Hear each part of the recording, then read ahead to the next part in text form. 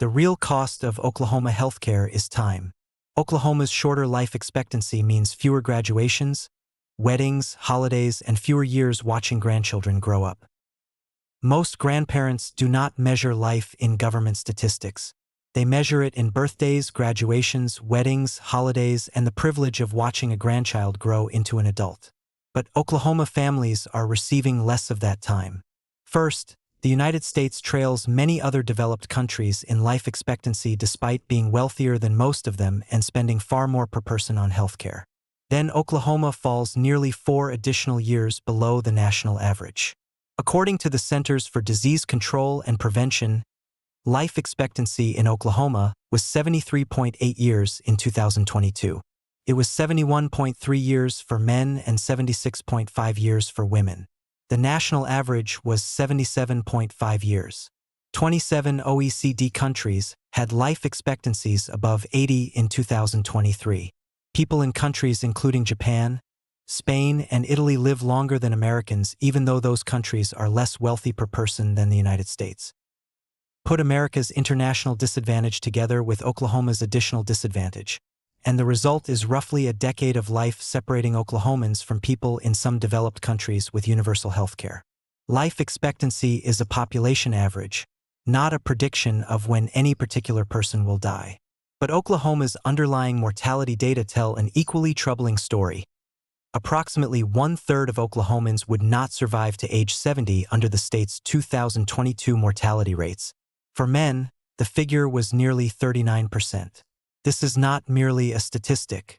It is a grandparent missing a graduation, a father absent from a wedding, a family gathering with an empty chair. Living in one of the world's wealthiest countries should provide a longevity advantage, not a disadvantage. But America is failing to convert its extraordinary wealth and healthcare spending into longer lives. Access remains tied to income, employment, insurance networks, deductibles, and the ability to absorb a large medical bill. The wealthiest Americans can generally purchase more options. Millions of working families cannot. Other advanced economies spend less, cover nearly everyone, and live longer. America spends more while leaving many people to postpone treatment, skip prescriptions, remain in jobs for insurance, or discover that having coverage does not necessarily make care affordable. The international comparison does not prove that universal health care would automatically give every Oklahoman another decade. Smoking, poverty, addiction, nutrition, education, and rural access also affect longevity. It demonstrates something more important. America's wealth should be helping its people live longer. Instead, much of that advantage is being consumed by the world's most expensive healthcare system. Oklahoma's Republican congressional delegation generally presents universal health care as a threat to freedom, choice, and private enterprise. Their statements deserve to be considered, but they also deserve serious counterpoints. If I can control your health care, then I can control you. Hearn has used that argument to oppose what he calls European-style socialized medicine. But control over American healthcare already exists. Employers decide which insurance plans workers may purchase. Insurance companies determine networks, prior authorizations, and covered treatments. Pharmacy benefit managers influence which medications patients can afford. A worker who becomes seriously ill may discover that leaving a job also means losing access to doctors and treatment. Which arrangement provides more freedom? Healthcare that follows the individual, or healthcare that can handcuff a sick worker, or the parent of a sick child, to an employer? Lankford has called Medicare for All a government takeover and a radical position. He has also warned about the possible effect of reimbursement changes on rural healthcare providers. Protecting rural hospitals is a legitimate concern. But Oklahoma's rural healthcare system is already struggling under the present arrangement. Universal coverage is not an untested idea. Nearly every other developed country has found a way to guarantee or nearly guarantee coverage, although their systems differ substantially.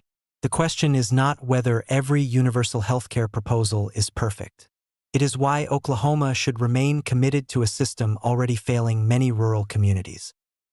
I strongly support a role for private enterprise in American healthcare. That statement suggests a choice between private enterprise and universal coverage. Other countries demonstrate that this is a false choice. Universal coverage does not require government ownership of every hospital or employment of every doctor. Countries use non-profit insurance funds, regulated insurers, private physicians, and independently operated hospitals. Universal healthcare describes the guarantee that people receive coverage. It does not prescribe one particular delivery system. Lucas has opposed what he described as a government takeover that would place bureaucrats in Washington between patients and doctors. Yet American patients already confront an enormous private bureaucracy between themselves and their doctors, insurance networks, claims departments, prior authorization reviewers, pharmacy benefit managers, and billing contractors. The United States has not eliminated healthcare bureaucracy. It has privatized much of it and pays more for it than any other country. Burchine has argued that America must reduce the middlemen in healthcare. That is a worthwhile goal. But private insurance companies and pharmacy benefit managers are among the most powerful middlemen in the current system. Each insurer maintains separate contracts, networks, rules, billing requirements, and drug formularies. If reducing middlemen is the objective, Oklahoma voters should ask why preserving the insurance industry's central position is treated as non-negotiable. BICE has emphasized private coverage options, competition, and patient choice. But most employees do not choose among every insurance company or health plan in the marketplace. Their employer selects a limited menu. Changing jobs can mean changing doctors, networks, deductibles, and drug coverage.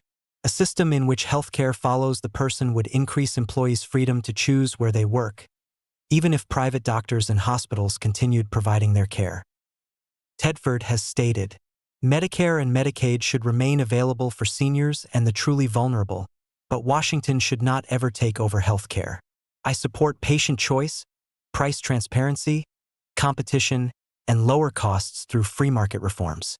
Tedford's position is clear. But universal coverage does not necessarily mean Washington takes over hospitals or medical practices. It means no American loses access to health care because of unemployment, reduced hours, a job change, or an unaffordable deductible. Tedford has worked in insurance since 1992. Oklahoma voters are entitled to ask whether he would consider any universal system that preserved private providers and patient choice, or whether preserving the insurance industry's current role is itself the priority. Arguments about government control avoid the most important question: what are Americans receiving for what they spend? The OECD estimates that the United States spent approximately $14,885 per person on healthcare in 2024. The OECD average was approximately $5,967 per person. The difference was $14,885 minus $5,967 equals $8,918 per person. Applied to approximately 340 million Americans. $8,918 times 340 million equals approximately $3.03 trillion. That gives us the central spending comparison. If the United States reduced its per-person healthcare costs to the OECD average, America's total healthcare bill would fall by approximately $3 trillion annually. The OECD average is a benchmark, not a fully designed American budget. Its members have different populations, benefits, and systems. America could not reduce its healthcare prices overnight. But even allowing America to spend considerably more than the OECD average produces enormous savings. Suppose an American universal system spent $7,500 per person, approximately 26% more than the OECD average, to provide comprehensive medical coverage, prescription drugs, essential dental care, and limited cost sharing. That would cost approximately $7,500 times 340 million equals $2.55 trillion annually. Compared with more than $5 trillion in current American healthcare spending, the potential savings would still be approximately $2.5 trillion every year. Even at $9,000 per person, more than 50% above the OECD average, America would spend approximately $3.06 trillion and could still save around $2 trillion annually. The conclusion is difficult to avoid. America could spend substantially more than the OECD average, cover everyone, and still save between $2 trillion and $3 trillion a year. Universal health care would require tax financing. Hospitals, doctors, dentists, and drug manufacturers would still have to be paid. But for most working families and businesses, the new healthcare tax would replace a larger combination of insurance premiums, employer contributions, deductibles, co-payments, and medical bills. The relevant question is not whether a new tax would appear. It is whether that tax would be smaller than the private healthcare costs that disappear. Federal, state, and local governments already finance approximately $2.5 trillion in annual healthcare spending through Medicare, Medicaid, veterans healthcare, public employee benefits, and other programs. That includes Medicare spending financed partly by the payroll tax already withheld from workers' paychecks and matched by employers. Under universal health care, existing Medicare taxes could continue financing the expanded system or be incorporated into a replacement tax. They would not be ignored and then charged a second time. Households, businesses, and other private sources finance approximately another $2.6 trillion to $2.8 trillion. That private burden includes employer insurance contributions, employee payroll deductions, individually purchased policies, Medicare premiums, prescription drug premiums, dental insurance premiums, deductibles, co-payments and co-insurance, uncovered medical, drug, and dental bills. America does not need to find an entirely new pot of money for healthcare. Americans are already paying the bill and then some. The median American household earned $83,730 in 2024. Consider a four-person household earning that amount and receiving family insurance through an employer. The average family policy now costs $26,993. The employee pays approximately $6,850. The employer contributes approximately $20,143. A covered worker with a general deductible faces an average deductible of $1,886. Co-payments, co-insurance, prescriptions, and dental expenses come on top of those amounts. For a family that uses enough care to meet the deductible, the employee premium and deductible alone can total $6,850 plus $1,886 equals $8,736 annually. Under one previously proposed financing illustration, households would pay a 4% healthcare tax on income above a substantial exemption. Applying that structure to a household earning $83,730 would produce an estimated annual tax of approximately $2,200, although the actual amount would depend on the final exemption and tax schedule. The illustrative calculation looks like this. Median income household, annual amount, employee family premium eliminated $6,850, average deductible eliminated or sharply reduced, $1,886. Direct costs eliminated before co-payments, $8,736. Illustrative household healthcare tax, about $2,200. Potential additional disposable income, about $6,500. That is approximately $540 a month. It could help make a mortgage payment, finance childcare, replace an aging vehicle, pay down debt, or build retirement savings. The calculation does not include additional savings from co-payments, co-insurance, prescription expenses, or dental care. It also does not assume that any of the employer's $20,143 insurance contribution eventually returns to the worker as higher wages. The Congressional Budget Office recognizes employer health benefits as part of workers' total compensation. If competition for labor caused even part of those employer savings to return through wages, the family's eventual gain could be larger. Now compare that potential benefit with the One Big Beautiful Bill Act. The Tax Policy Center estimates that households earning approximately $67,000 to $119,000, the income group containing the national median household, receive an average 2026 tax reduction of about $1,800 under the law's tax provisions. Our illustrative median income family could gain approximately $6,500 from replacing its employee premium and deductible with the healthcare tax described above. Competing policies, estimated annual benefit, BBB tax reduction for a middle-income household, about $1,800. Universal health care illustration, about $6,500. Additional potential health care benefit, about $4,700. Universal health care could therefore provide approximately 3.5 times the direct financial benefit of the BBB tax reduction. The BBB does provide tax reductions to many middle-income households.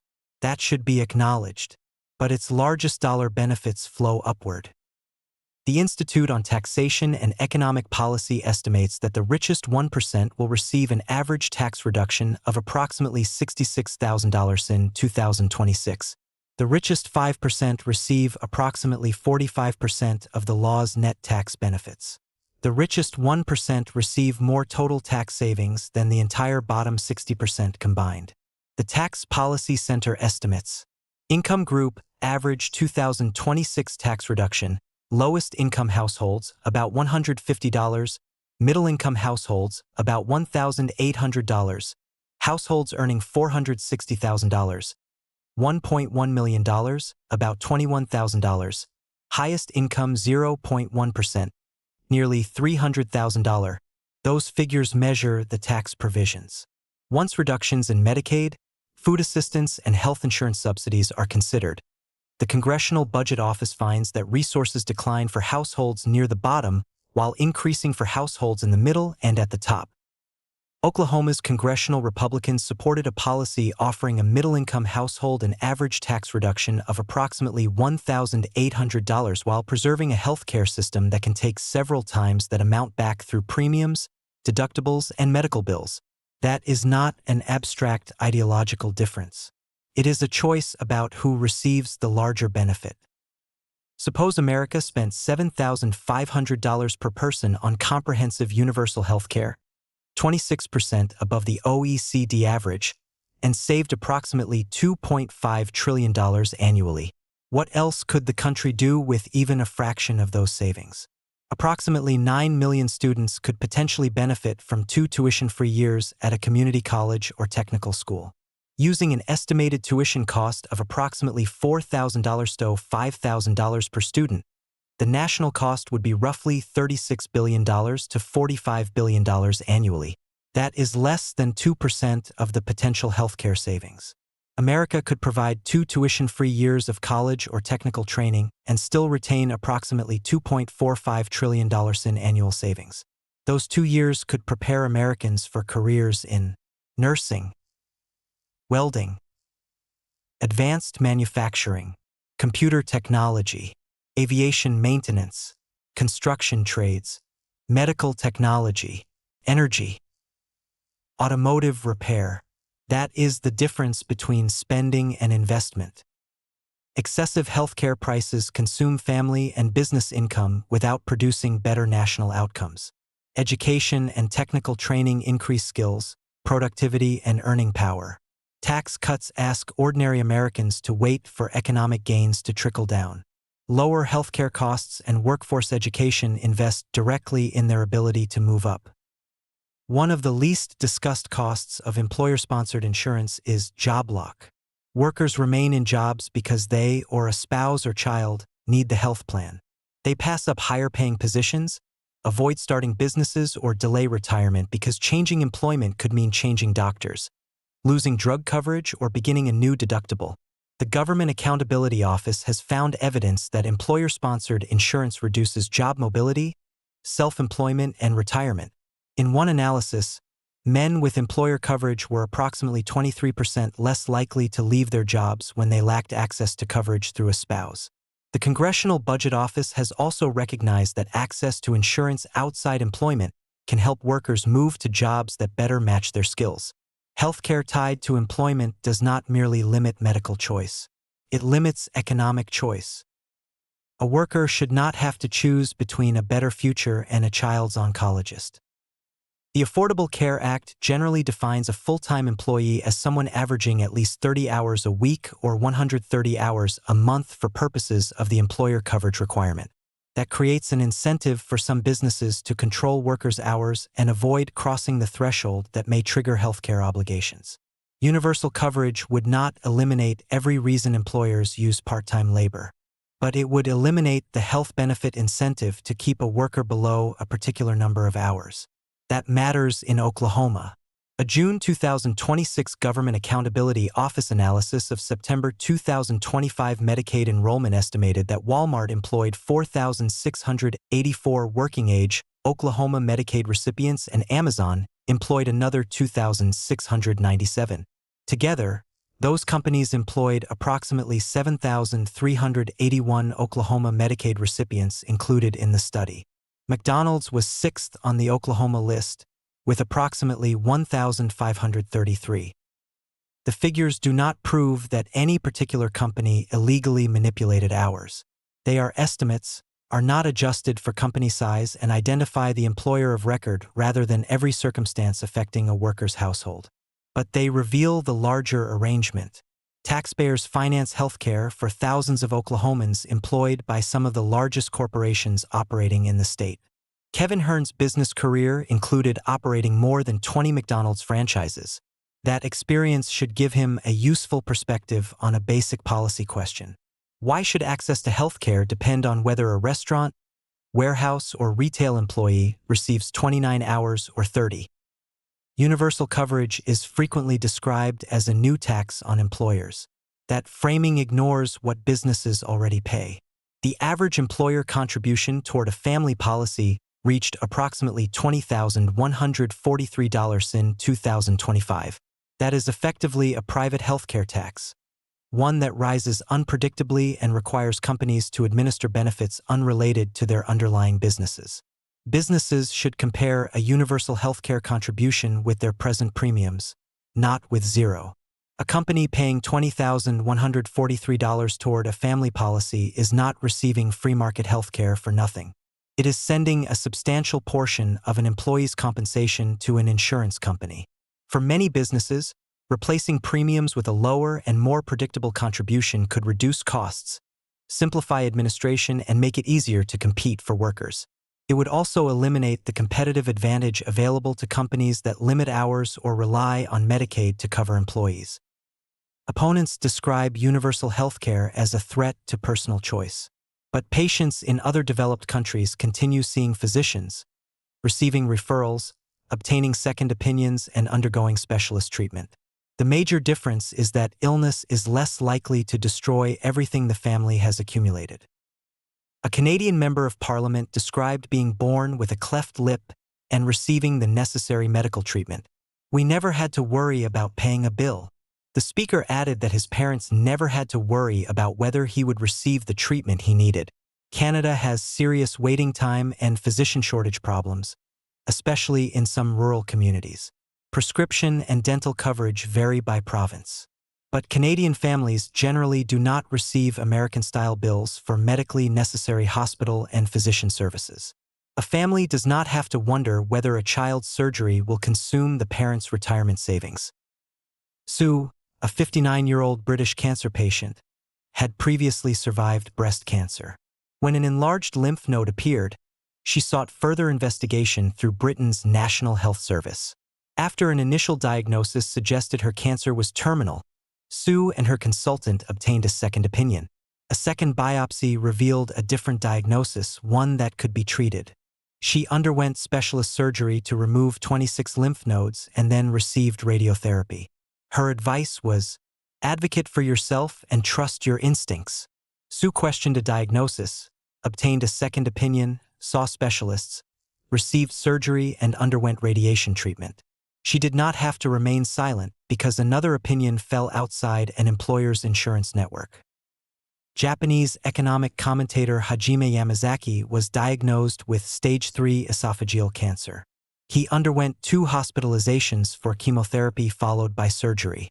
After experiencing the system personally, he said, "I became convinced again that cancer insurance was unnecessary.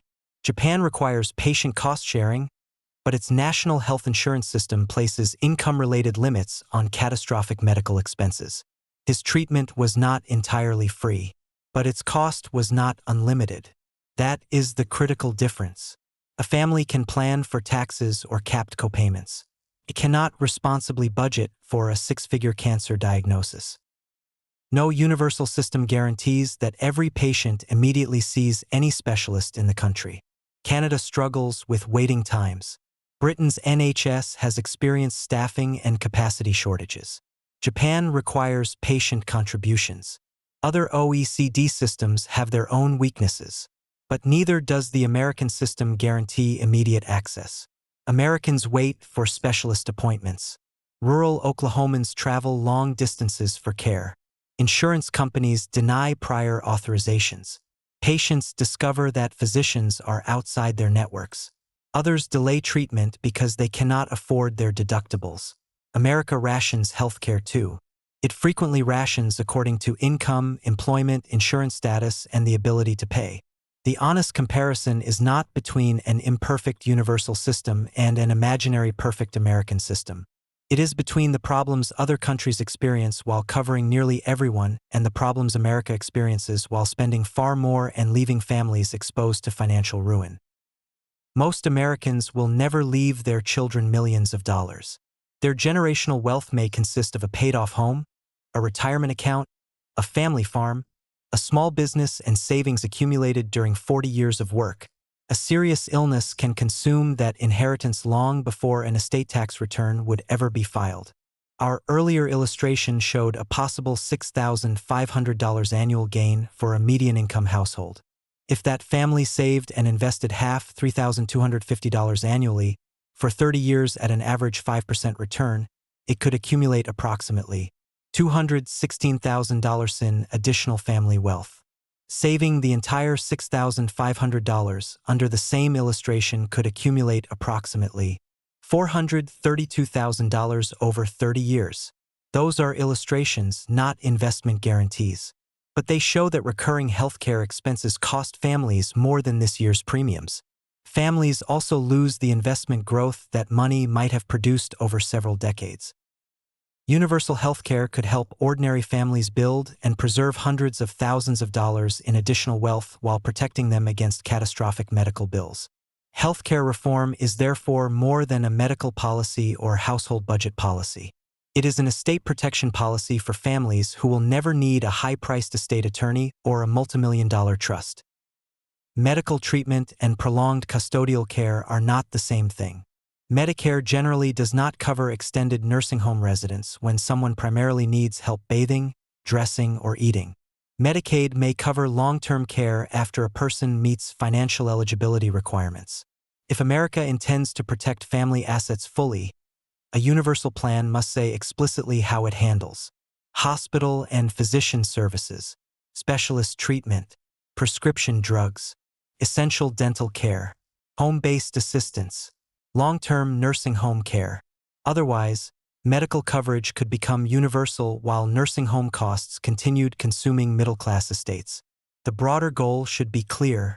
America should protect families against both medical bankruptcy and long-term care costs capable of consuming a lifetime of savings. Republicans insist that families should be able to pass what they have built to their children and grandchildren. The One Big Beautiful Bill Act increased the federal estate tax exemption to $15 million for an individual and potentially $30 million for a married couple beginning in 2026. Those amounts will be indexed for inflation. The Congressional Research Service reports that the federal estate tax affects only a tiny fraction of deaths. Yet protecting multimillion-dollar estates was important enough for congressional Republicans to preserve the increased exemption. Why does that principle disappear when the estate belongs to a middle-income family? Doesn't the family with $300,000 deserve to protect its life's work too? Family Congress protection provided. Individual transferring up to $15 million, no federal estate tax. Married couple potentially transferring $30 million, no federal estate tax. Middle-income couple with a home and retirement savings, exposed to premiums, deductibles, uncovered care, and long-term care cost. If preserving generational wealth is an important national objective, it should not begin when a family reaches $15 million.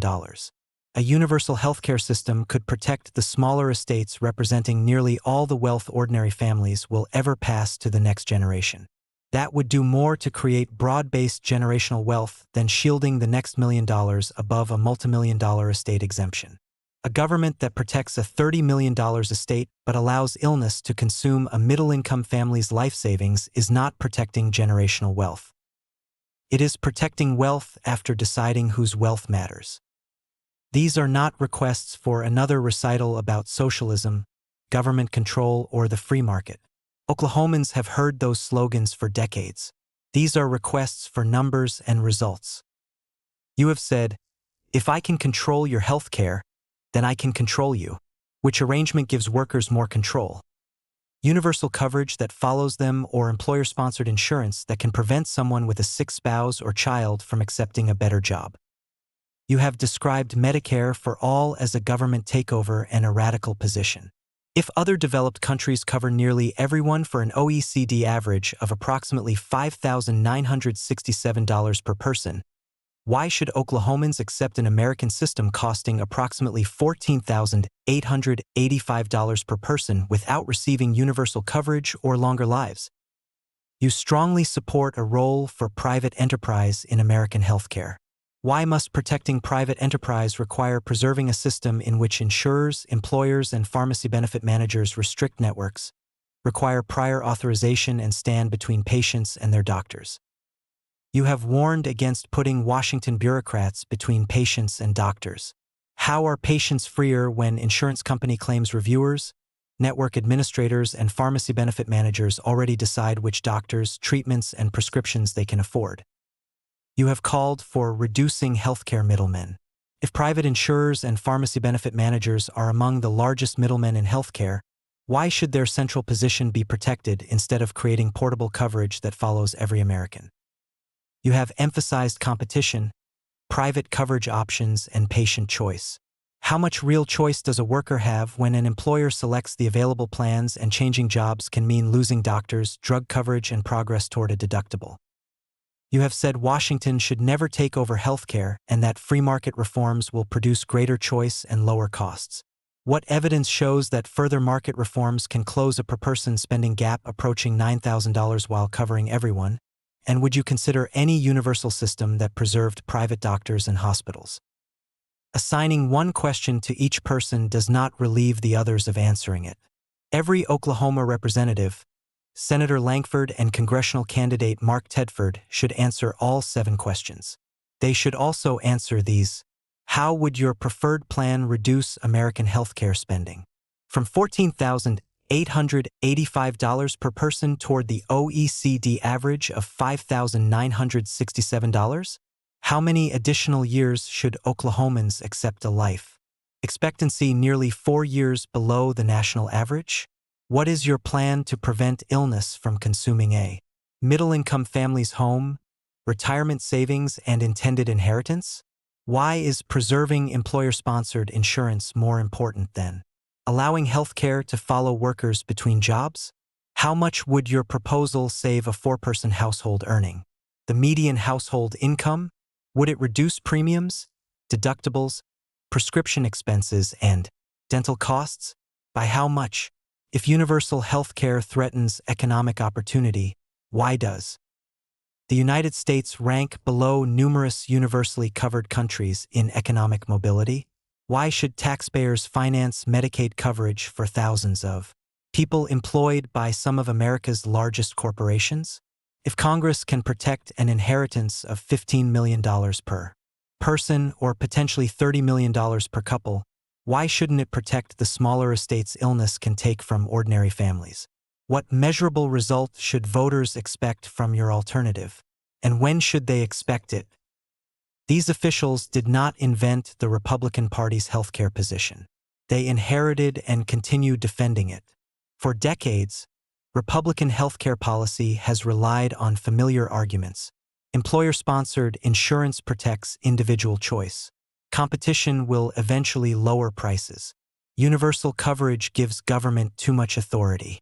Tax reductions create more opportunity than expanded public benefits.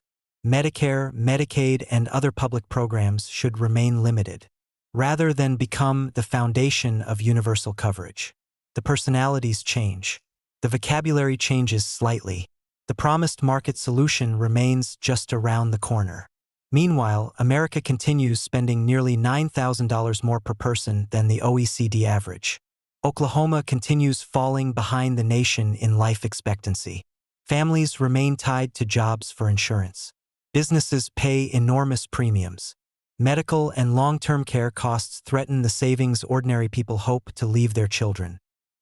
These 7 Oklahoma Republicans are responsible for their individual positions, but they also represent a long-standing party position.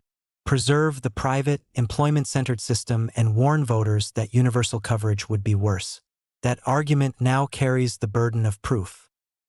Universal healthcare advocates should be expected to explain benefits, financing, provider payments, and taxes. Republican opponents should meet the same standard. It is no longer sufficient to say government takeover, socialism, patient choice, or free market.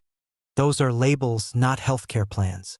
If Oklahoma's Republican leaders believe their approach is better, they should provide comparable numbers: cost per person, household premiums, employer contributions, deductibles and copayments, prescription and dental expenses, number of uninsured people, rural hospital stability, medical debt exposure, effect on job mobility, expected improvement in life expectancy.